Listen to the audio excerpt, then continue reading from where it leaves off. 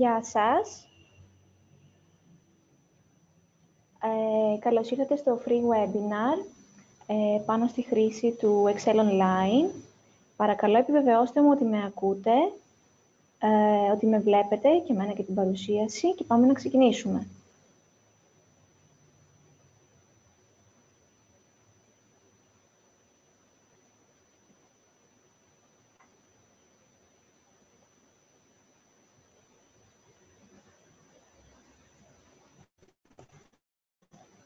Πολύ ωραία. Λοιπόν, σήμερα θα δούμε για το Excel Online. Θα μάθουμε πώς να το χρησιμοποιούμε. Πρόκειται για το δωρεάν εργαλείο που βρίσκεται που διατίθεται από τη Microsoft στο OneDrive και μπορούμε να επεξεργαστούμε τα αρχεία μας Excel. Μοιάζει πάρα πολύ με το κανονικό Excel που έχουμε όλοι στους υπολογιστές μας. Αλλά επειδή μπορούμε να έχουμε όλη πρόσβαση σε αυτό, γι' αυτό και θα το δούμε σήμερα εδώ. Το μόνο που χρειαζόμαστε είναι ένας λογαριασμός Outlook, τον οποίο πιστεύω να έχετε δημιουργήσει ήδη. Πολύ ωραία. Παρακαλώ επιβεβαιώστε μου στο chat ότι βλέπετε την παρουσίαση και εμένα και ότι με ακούτε κανονικά όλα.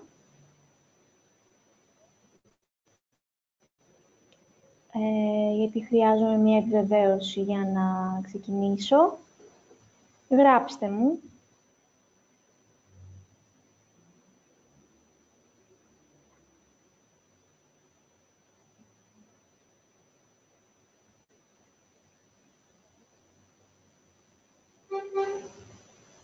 Δεν βλέπω να μου γράφετε.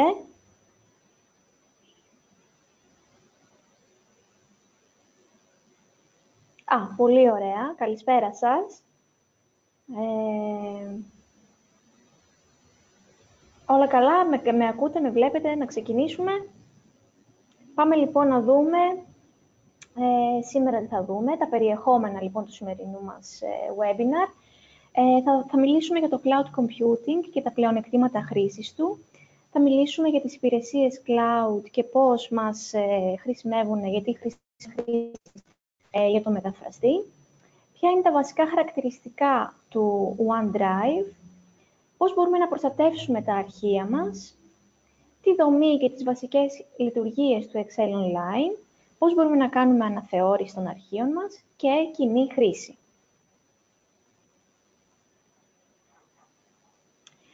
Λοιπόν, οι cloud υπηρεσίες είναι ένα καλό εργαλείο και βοήθημα σε μια εποχή που είμαστε σε διαρκή κίνηση και συγχρόνως η πρόσβαση στο διαδίκτυο μπορεί να είναι φορητή από οποιοδήποτε σημείο.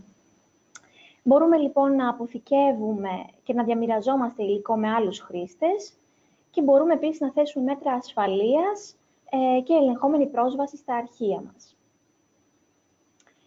Πρόκειται λοιπόν για ευέλικτη και on-demand δικτυακή πρόσβαση σε ένα κοινόχρηστο σύνολο υπολογιστικών πόρων, το οποίο με γρήγορα και εύκολα, ενώ διατίθεται με ελάχιστη προσπάθεια διαχείρισης ή αλληλεπίδραση με τον πάροχο της υπηρεσίας. Ένα από τα βασικότερα πλεονεκτήματα της υπηρεσίας cloud είναι το κόστος. Οι υπηρεσίες αυτές διατίθεται δωρεάν για συγκεκριμένο αποθηκευτικό χώρο.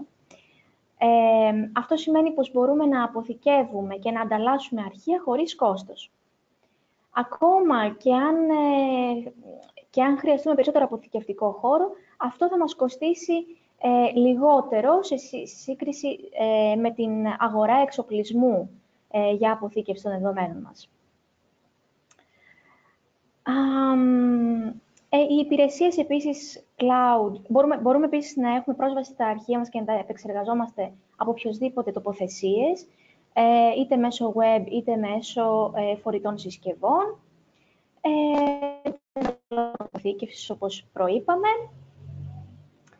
Και αυτό που είναι επίσης πολύ σημαντικό είναι ότι οι υπηρεσίες cloud παρέχουν αυτόματη δημιουργία αντιγράφων ασφαλείας των δεδομένων μας, το οποίο σημαίνει πως από τη στιγμή που αποθηκεύουμε κάτι στο σύννεφο, είμαστε βέβαιοι πως δεν θα χαθεί και θα έχουμε πάντα πρόσβαση σε αυτό. Σε περίπτωση λοιπόν καταστροφής του εξοπλισμού μας, το μόνο που έχουμε είναι να συνδεθούμε στο σύννεφο από κάποιον άλλον υπολογιστή και να κατεβάσουμε τα δεδομένα μας.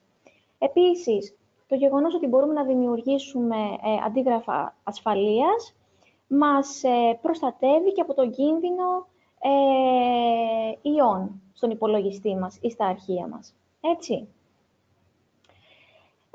Επίσης, πέρα από την πληθώρα συσκευών, μπορούν και παράλληλα να εργάζονται πάνω σε ένα έγγραφο, σε πραγματικό χρόνο, και μπορούμε να μοιραστούμε αυτά τα αρχεία μας, λοιπόν, με άλλα άτομα και να τα επεξεργαζόμαστε ταυτόχρονα.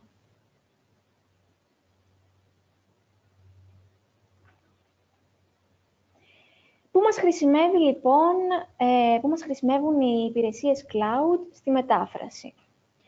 Λοιπόν, το πιο σύνηθες είναι ένα γλωσσάρι, το οποίο μπορεί να θέλουμε να δημιουργήσουμε σε Excel, το οποίο ενδείκνυται κιόλας για δημιουργία γλωσσαριών λόγω της μορφής του, πάνω στο οποίο μπορούν να συνεισφέρουν και να κάνουν διάφορες τροποποιήσεις παράλληλα οι μεταφραστές.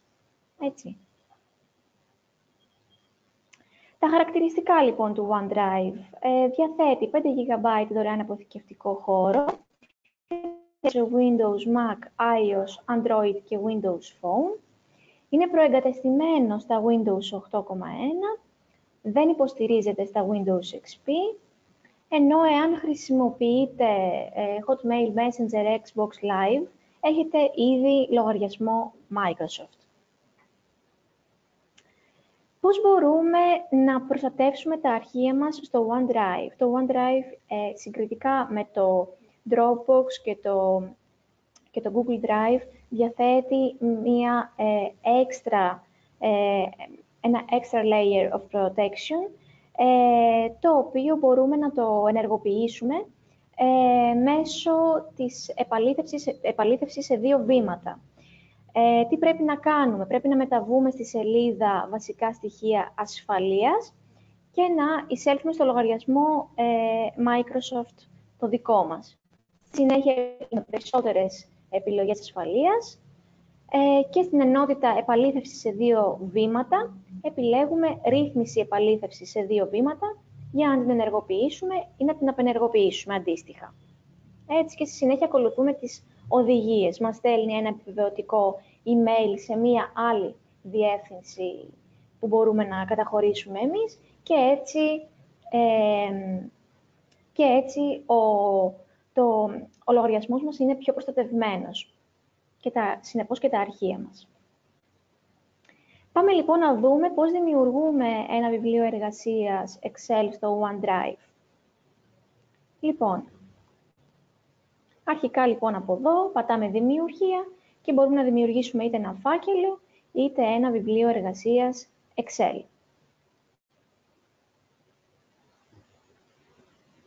Τώρα πάμε να δούμε μέσα τη δομή ενός Excel. Βλέπουμε ότι χωρίζεται σε στήλες και σε γραμμές, columns, rows.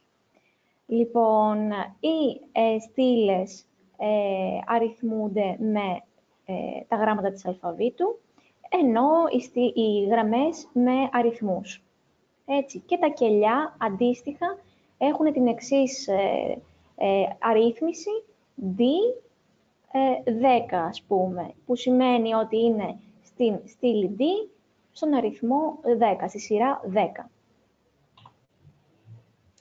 Πώς μπορούμε λοιπόν να μετακινηθούμε και πώς μπορούμε να δούμε ένα φύλλο εργασίας. Λοιπόν, με τα βελάκια που βρίσκονται στα δεξιά του πληκτρολογίου μας, μπορούμε να μετακινηθούμε στα κελιά αντίστοιχα πάνω, κάτω, αριστερά, δεξιά. Να σας ανοίξω και ένα να το βλέπουμε.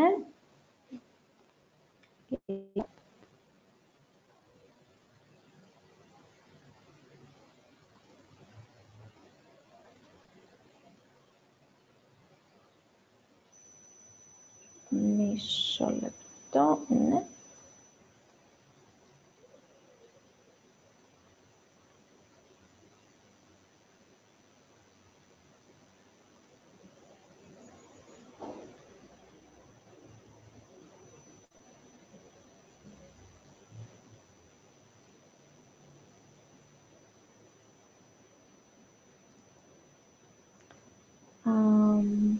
Ένα λεπτάκι δώστε μου, με συγχωρείτε.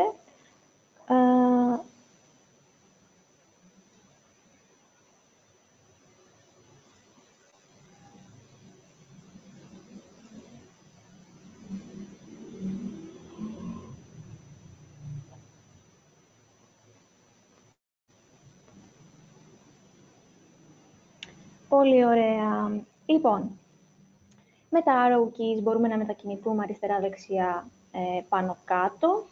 Πατώντας το πλήκτρο tab που βρίσκεται πάνω από το caps lock, μετακινούμαστε αυτόματα στη διπλανή στήλη, σε ένα κελί δεξιά. Με το page up πηγαίνουμε στην ουσία μία σελίδα επάνω, ενώ με το page down μας κατεβάζει ακριβώς μία σελίδα κάτω. Το ξαναδείκνω, page up, page down. Πατώντας το home, το κουμπί home, μας πηγαίνει στην αρχή της συγκεκριμένης σειράς στην οποία βρισκόμαστε. Ενώ αν πατήσουμε control και home, control πατημένο και home, μας πηγαίνει στην πρώτη στήλη, ενώ αν πατήσουμε control και end, μας πηγαίνει στο τέλος του σημείου που έχουμε επεξεργαστεί. Δηλαδή, η τελευταία μας στήλη που έχουμε επεξεργαστεί είναι η F. Άρα, πατώντας control και end, μας πηγαίνει στο τέλος αυτής της στήλης, εκεί όμως που έχουμε σταματήσει, στη σειρά που έχουμε σταματήσει. Οκ? Πολύ ωραία. Λοιπόν, πώς μπορούμε να επεξεργαστούμε λοιπόν τα φύλλα εργασίας μας. Βλέπουμε εδώ ότι έχουμε διαφορετικά φύλλα, στα οποία μπορούμε να κάνουμε διάφορες τροποποιήσεις. Αν πατήσουμε δεξί κλικ επάνω τους, μπορούμε να το μετονομάσουμε, να το μετακινήσουμε αριστερά ή δεξιά, να του αλλάξουμε το χρώμα, ας πούμε, ή να το αποκρύψουμε, εάν θέλουμε. Και στη συνέχεια να πατήσουμε επανεμφάνιση.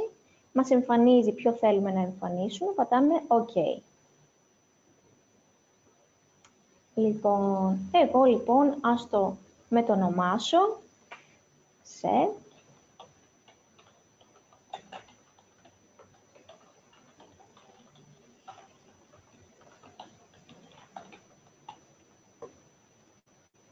και OK. Βλέπουμε ότι μεγαλώνει αυτόματα εδώ, έτσι ώστε να χωράει το κείμενο που έχουμε εισάγει στην ονομασία.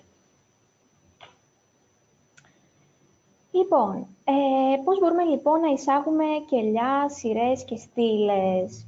Καταρχήν, μπορούμε να επεκτείνουμε τις στήλες, όπως χειροκίνητα, μετακινώντας τον κέρσορά μας από τα αριστερά στα δεξιά ή το αντίστροφο. Επίσης, μπορούμε να προσθέσουμε γραμμές με τον εξής τρόπο. Εάν πατήσουμε πάνω στο 2, ας πούμε, μισό λεπτό. Αν πατήσουμε, ας πούμε, πάνω στο 27, σειρά 27, και πατήσουμε εισαγωγή γραμμών, θα μας εμφανίσει μια καινούργια γραμμή ακριβώς από πάνω. Έτσι. Αν επιλέξουμε τη στήλη Β, κάνοντας δεξί κλικ και πατήσουμε εισαγωγή στυλών, μας κάνει αυτή που ήταν πριν B, μας την κάνει C και προσθέτει μπροστά μια καινούρια στήλη. Τώρα, πώς μπορούμε να εισάγουμε κείμενο σε ένα κελί και να το μορφοποιήσουμε. Λοιπόν, αρχικά για να γράψουμε το κείμενό μας, για να πληκτρολογήσουμε μέσα σε ένα κελί, πρέπει να κάνουμε δεξί κλικ και να πληκτρολογήσουμε κάτι. Μπορούμε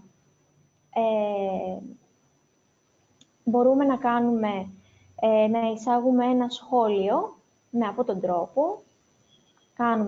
Επιλέγουμε ένα κελί, πατάμε εισαγωγή, νέο σχόλιο, ωραία, και μας εμφανίζει εδώ τα σχόλια που υπάρχουν.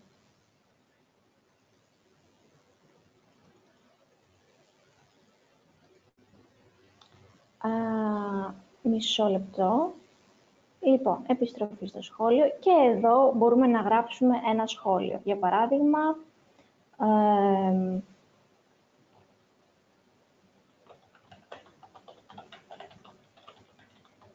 οτιδήποτε.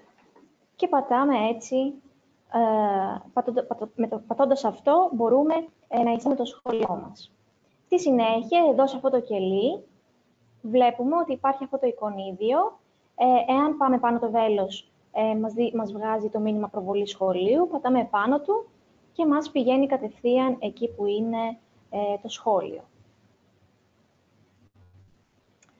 Λοιπόν, επίσης, πώς μπορούμε να εισάγουμε περίγραμμα στα κελιά μας. Επιλέγουμε, ας πούμε, αυτήν εδώ τη σειρά, κάνουμε εισαγωγή, μισό λεπτό.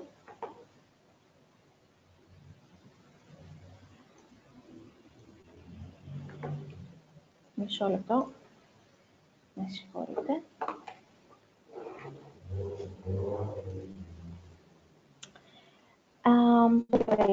Από το Home πηγαίνουμε, επιλέγουμε εδώ το κελί, μαρκάρουμε τα κελιά που θέλουμε. Από το Home, εδώ θα έπρεπε, λοιπόν,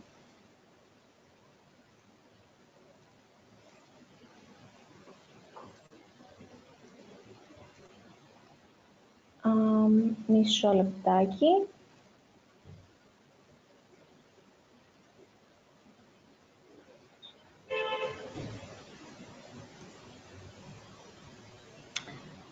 Λοιπόν,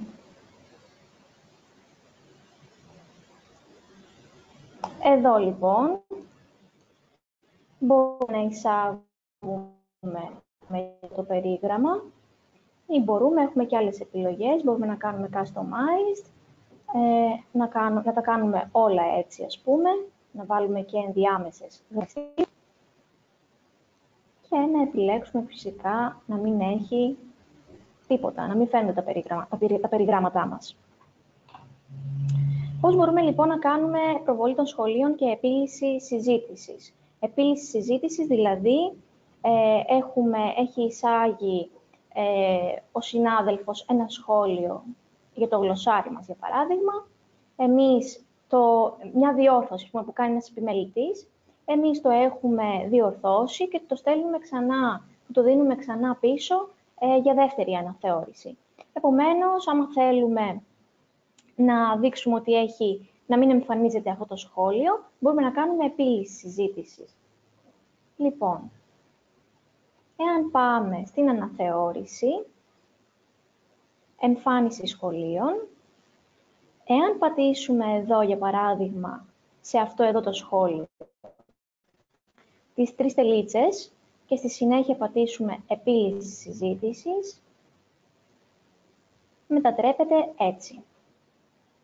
Και τώρα δεν υπάρχει αυτή η συζήτηση. Εάν θέλουμε, μπορούμε φυσικά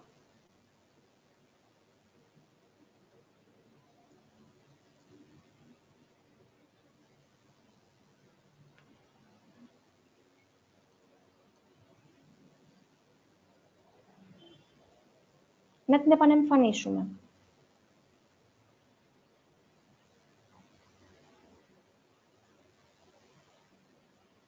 Λοιπόν, μπορούμε να κάνουμε μετατροπή.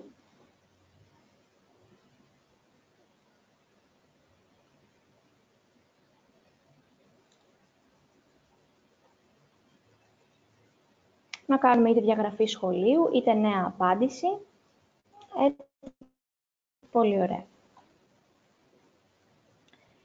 Τώρα, πώς φαίνεται όταν κάνουμε ταυτόχρονη σύνταξη κειμένου στο Excel. Μπορείτε λοιπόν με τους συναδέλφους σας να ανοίξετε, αν ανοίξετε ταυτόχρονα ένα αρχείο Excel και εργάζεστε σε αυτό, όταν πληκτρολογεί ο συνάδελφός σας, θα φαίνεται με αυτόν τον τρόπο. Θα μπαίνει ένα πλαίσιο γύρω από το κελί στο οποίο πληκτρολογεί και θα εμφανίζονται αυτές οι 3 τελίτσες.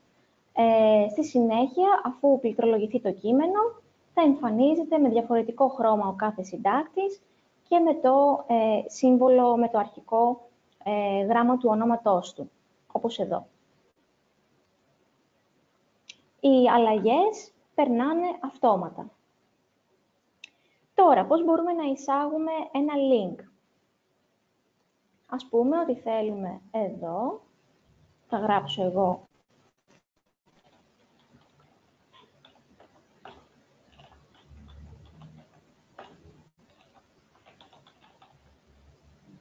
λοιπόν, και πηγαίνουμε εισαγωγή, υπερσύνδεση. Και εγώ θέλω να βάλω τη σελίδα της Cell Translations. OK. Και πατάω OK. Επομένως, εδώ δημιουργήθηκε ένα link, όπου όταν πάω πάνω του, μετατρέπεται σε χεράκι και μπορώ εγώ να το πατήσω και να οδηγηθώ κατευθείαν στη σελίδα της εταιρείας μας. Τώρα, θα ήθελα να μιλήσουμε για την σταθεροποίηση τμήματων παραθύρου ή αλλιώς τα freeze panes. Λοιπόν, σε τι μας χρησιμεύει αυτό? Για παράδειγμα, όταν έχουμε ένα γλωσσάκι και στην αρχή ή οτιδήποτε, μία λίστα με πράγματα και θέλουμε πάντα να φαίνεται, καθώς έχουμε μια πολύ μεγάλη λίστα, ένα πολύ μεγάλο γλωσσάρι και θέλουμε πάνω-πάνω που γράφονται διαφορετικές γλώσσες, αγγλικά, γαλλικά, ιταλικά, ας πούμε, καθώς σκρολάρουμε προς τα κάτω, αυτή η πρώτη σειρά και η πρώτη στήλη να είναι σταθερές, έτσι ώστε να μην ξεχνάμε σε ποια στήλη βρισκόμαστε. Λοιπόν, πώς μπορούμε να το κάνουμε αυτό? Πηγαίνουμε προβολή, σταθεροποίηση τμήματων παραθύρου και επιλέγουμε, εγώ θέλω να μου εμφανίζεται, να μένει πάντα σταθερή, να μην μετακινείται, η πρώτη γραμμή. Επομένως, λοιπόν, τώρα, δημιουργήθηκε εδώ, βλέπουμε, μία γραμμή. Αυτό σημαίνει ότι είναι σταθεροποιημένη η πρώτη μας γραμμή. Και όταν πηγαίνουμε προς τα κάτω, όταν σκρολάρουμε, αυτή η πρώτη γραμμή δεν κινείται. Μπορούμε, λοιπόν, να δοκιμάσουμε να σταθεροποιήσουμε την πρώτη στήλη. Έτσι, λοιπόν, όταν πηγαίνω από τα δεξιά στα αριστερά, η πρώτη μας στήλη, η α, δεν μετακινείται.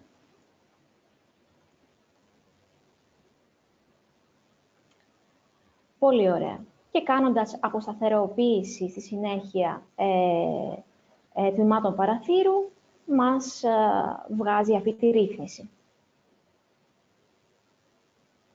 Επίσης, πολύ σημαντικό είναι ότι εάν έχετε ένα αρχείο Excel στον υπολογιστή σας και το εισάγετε στο Drive, ας πούμε, και το δουλεύετε online, τότε θα έχουν διατηρηθεί. Εάν έχετε εισάγει αρχικά στο Excel, στον υπολογιστή σας, freeze panes, αυτοί διατηρηθούν να περαστεί online.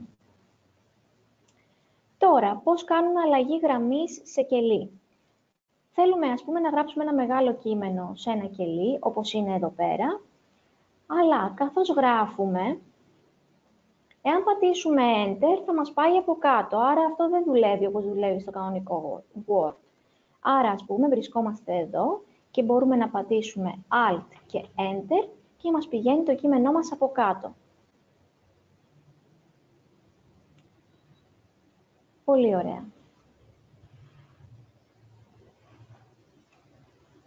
Τώρα, θέλουμε να συμπληρώσουμε μία στήλη με κοινά δεδομένα. Πώς το κάνουμε?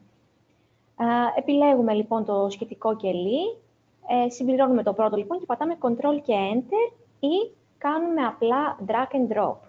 Δηλαδή, έχουμε αυτό το rotation, πηγαίνοντας στην άκρη κάτω δεξιά, αν κάνουμε Drag and Drop μέχρι τη στήλη που θέλουμε, το κείμενό μας εμφανίζεται αυτόματα. Το Alt και Enter είναι διαφορετικό από την αναδίπλωση κειμένου μέσα στο κελί, απλά είναι σαν Enter. Με ρωτάτε. Κοιτάξτε, η αναδίπλωση κειμένου, εάν επιλέξω εγώ να γίνει, ας πούμε, η αναδίπλωση κειμένου γίνεται αυτόματα.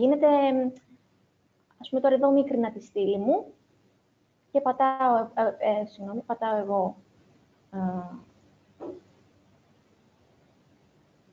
αναδίπλωση κειμένου και μας το κάνει τυχαία. Το Alt-Enter είναι σαν να πατάμε Enter κανονικό, αλλά εκεί που θέλουμε να κοπεί, εκεί που θέλουμε να κοπούν σε δύο στήλες. Ενώ εδώ πέρα μας έκανε αναδίπλωση το κείμενο αυτόματα, εκεί που ήθελε. Αυτή είναι η μόνη τους διαφορά.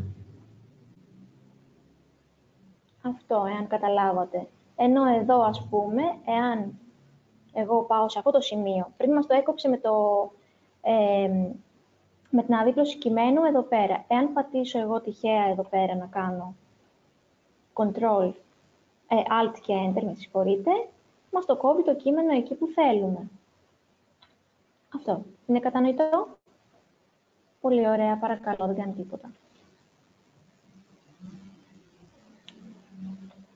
Πολύ ωραία. Είδαμε λοιπόν πώς συμπληρώνουμε μία στήλη με κοινά δεδομένα. Τώρα, όσον αφορά την καταμέτρηση των λέξεων στο Excel Online, αυτή δεν είναι δυνατή. Το Excel δεν μας καταγράφει, δεν μας καταμετρεί τις λέξεις, τον αριθμό των λέξεων. Ωστόσο, μπορούμε να επιλέξουμε τη στήλη στην οποία θέλουμε να βγάλουμε το word count και να το εισάγουμε απλά σε ένα αρχείο Word, όπου φαίνονται ξεκάθαρα πόσες είναι οι λέξεις, πόσοι είναι οι χαρακτήρες κτλ. Ωστόσο, στο Excel υπάρχει δυνατότητα να κάνουμε καταμέτρηση χαρακτήρων. Πώς γίνεται αυτό? Με μία συνάρτηση. Για παράδειγμα, πάμε δίπλα από αυτό εδώ το κελί 22. Αν πάμε δίπλα και πατήσουμε και γράψουμε ίσον, len, ποιο είναι το κελί? α27. Κλείνουμε την παρένθεση και πατάμε Enter. Έκανα ένα λάθος. Μισό λεπτό. Ναι, έκανα... Άρχισα α20, ήμουν στο α22. Αυτό είναι το λάθος μου. Το 27 όντως δεν είχε κείμενο, ενώ το 22 έχει 30 χαρακτήρες. Και μας καταμετρά και τα κενά. Και τα γράμματα και τα κενά μας καταμετρά. Έτσι. Πολύ ωραία. Τώρα, ας υποθέσουμε ότι έχουμε στο αρχείο Excel μας διπλές καταχωρήσεις. Ας πούμε, έχουμε ένα γλωσσάρι, είναι τεράστιο και κάποιοι όροι έχουν περαστεί διπλές φορές ή τριπλές, ειδικά εάν εάν εργάζονται πολλοί χρήστες πάνω στο ίδιο γλωσσάρι, αυτό μπορεί να συμβεί. Επομένως, εμείς θέλουμε να καταργήσουμε, να διαγράψουμε τα διπλότυπα. Τι μπορούμε να κάνουμε? Να πάμε δεδομένα, κατάργηση διπλοτύπων. Επιλογή όλων των στοιχείων, τα δεδομένα μου έχουν κεφαλίδες. OK. Βρέθηκαν και καταργήθηκαν μία διπλότυπη τιμή, απομένουν 24 μοναδικές τιμές. Πατάμε λοιπόν OK και μας καταργεί τα διπλότυπα.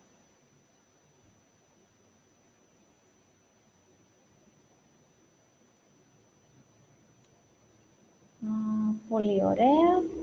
10. Εδώ μας βρήκε 10 διπλότυπες τιμές σε αυτές τις στήλες, οπότε πατάμε OK.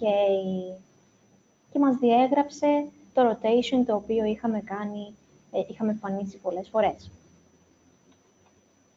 Τώρα, πώς μπορούμε να κάνουμε αναθεώρηση στο Excel? Ας υποθέσουμε ότι έχω εδώ ένα τυπογραφικό, ας πούμε. Okay. Πηγαίνουμε αναθεώρηση, ορθογραφία. Και μας βγάζει εδώ τα λάθη. Εδώ πέρα αυτό, ας πούμε, το συγκεκριμένο λάθος, δεν είναι λάθος. Επομένως, κάνουμε παράβλεψη. Εδώ δεν αναγνωρίζει, δεν υπάρχει στο λεξικό το set και μας βγάζει από κάτω τις προτάσεις, δεν είναι κάποια από αυτά σωστά, πατάμε παράβλεψη. Το ίδιο και εδώ, παράβλεψη, ας πούμε.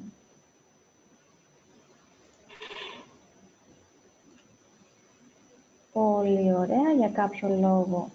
Λοιπόν, μισό λεπτό να ελέγξω τη γλώσσα του λεξικού. Η γλώσσα του λεξικού ήταν ελληνικά, είναι λάθος. Γι' αυτό μας το έβγαζε. Πατάμε αγγλικά και το μόνο λάθος που μας εντοπίζει είναι το rotation που το έχω με πολλά νη. Και μας βγάζει από κάτω δύο προτάσεις. Μου λέει τι θέλεις να επιλέξεις, rotations ή rotation. Εγώ θέλω rotation στον ελληνικό αριθμό. Εάν πατήσω αλλαγή όλων, αυτό σημαίνει ότι όπου αλλού υπάρχει το ίδιο λάθος, θα μου το διορθώσει αυτόματα παντού. Εγώ θα πατήσω εδώ πέρα, λοιπόν. Πολύ ωραία, το άλλαξα και διορθώθηκε.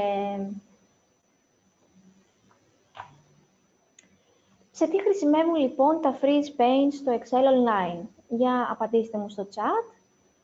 Απαντήστε μου και εσείς από εδώ.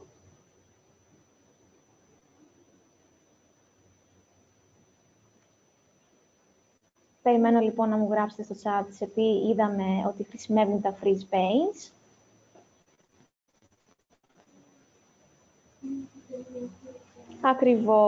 Ακριβώς.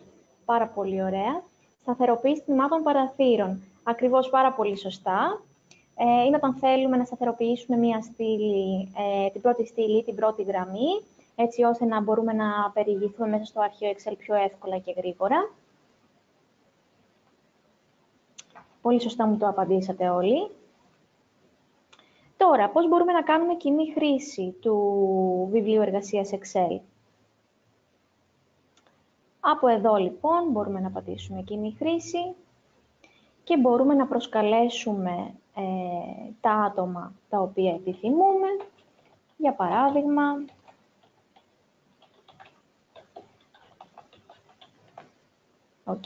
μπορούμε να προσθέσουμε μία γρήγορη σημείωση. Για παράδειγμα,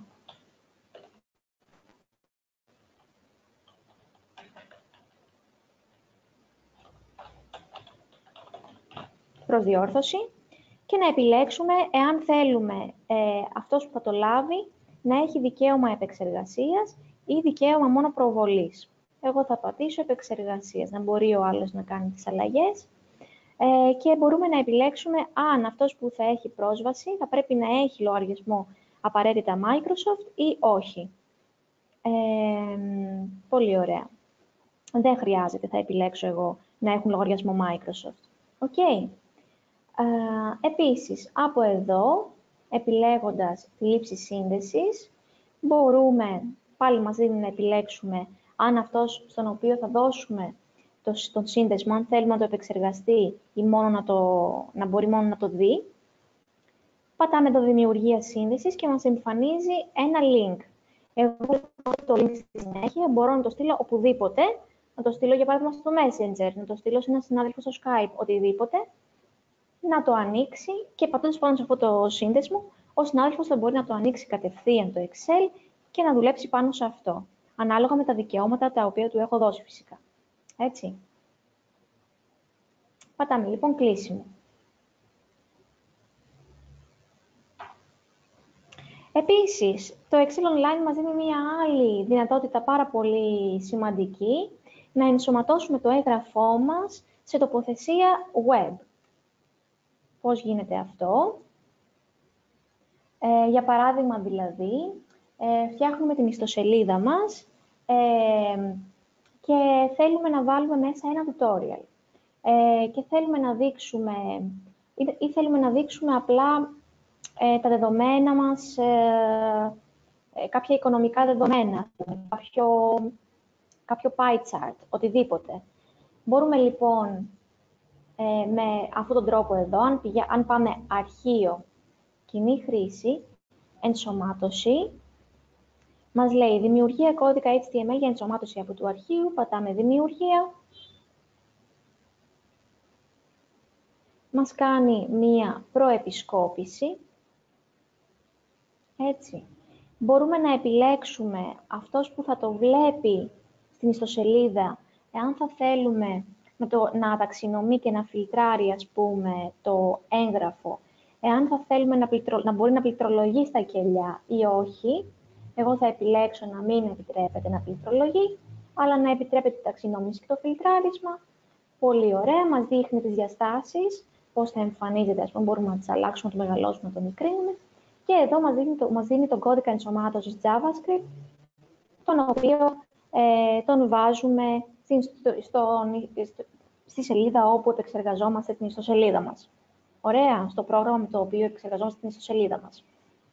Επίσης, για παράδειγμα, εάν θέλουμε σε ένα αρχείο Word, ας πούμε, New, Word, θέλουμε να εισάγουμε μέσα στο αρχείο Word το αρχείο μας στο Excel. Τι θα κάνουμε? Πάμε Insert,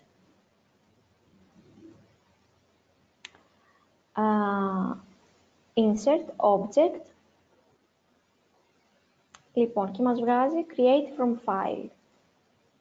Browse.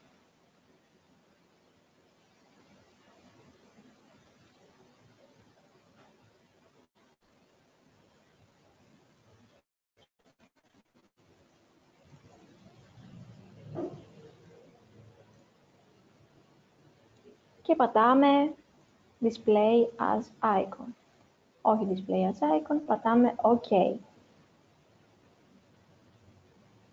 Και μας εμφανίζει το αρχείο μας, το Excel. Έτσι, μπορούμε όμως,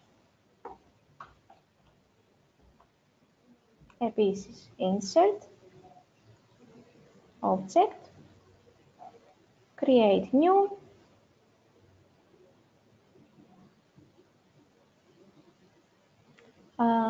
μισό λεπτό, Microsoft Excel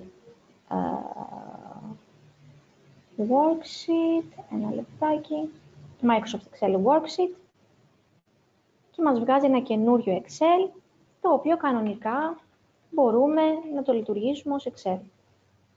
Βλέπετε, μπορούμε να το δουλέψουμε, να το επεξεργαστούμε και είναι και αυτό πάρα πολύ χρήσιμο και ενδιαφέρον.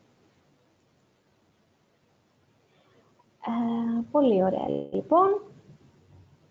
Επίσης, θα ήθελα να σας δείξω τώρα, αφού τελειώσαμε με την ύλη του free webinar, θα ήθελα να σας δείξω τα βοηθήματα μετάφρασης, τα οποία έχουμε στην ιστοσελίδα μας.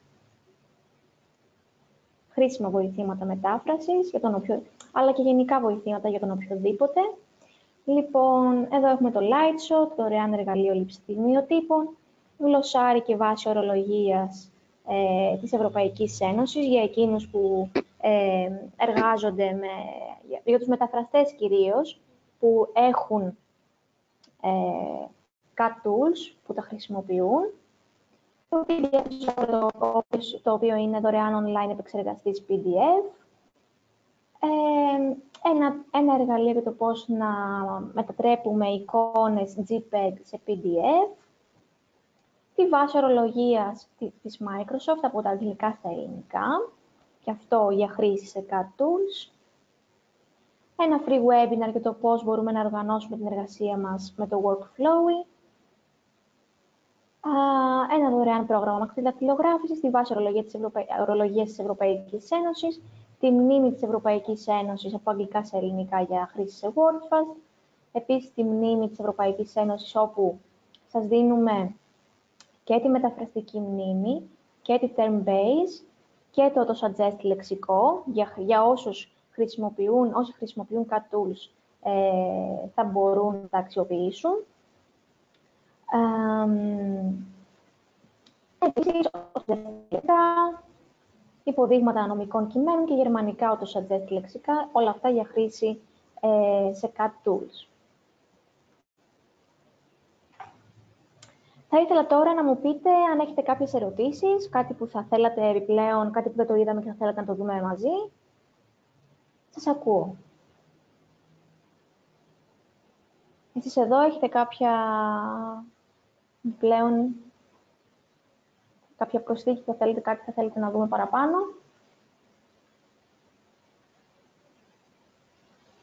Όχι. Μάλιστα. Βλέπω ότι δεν υπάρχουν απορίες.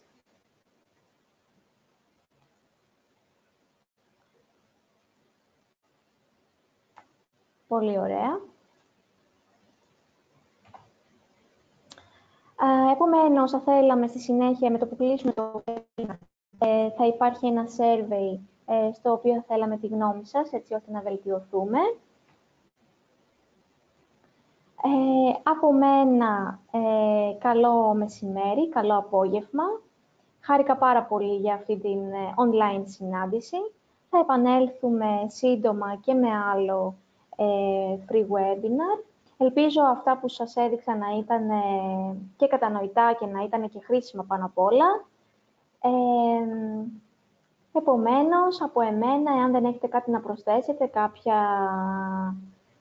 κάτι άλλο, από εμένα καλό απόγευμα και για οτιδήποτε χρειάζεστε, επίσης και εμείς ευχαριστούμε, καλό μεσημέρι, και για οτιδήποτε χρειάζεται μπορείτε να καλέσετε στην εταιρεία μας, στην L-Translation, άμα χρειάζεται περαιτέρω εκπαίδευση, tools, στις τεχνικές επιμέλειας. Μπορείτε να δείτε την ιστοσελίδα μας με τα εκπαιδευτικά μας προγράμματα. Έχουμε το πλήρες πρόγραμμα, το STL CAD Studio Full Pack.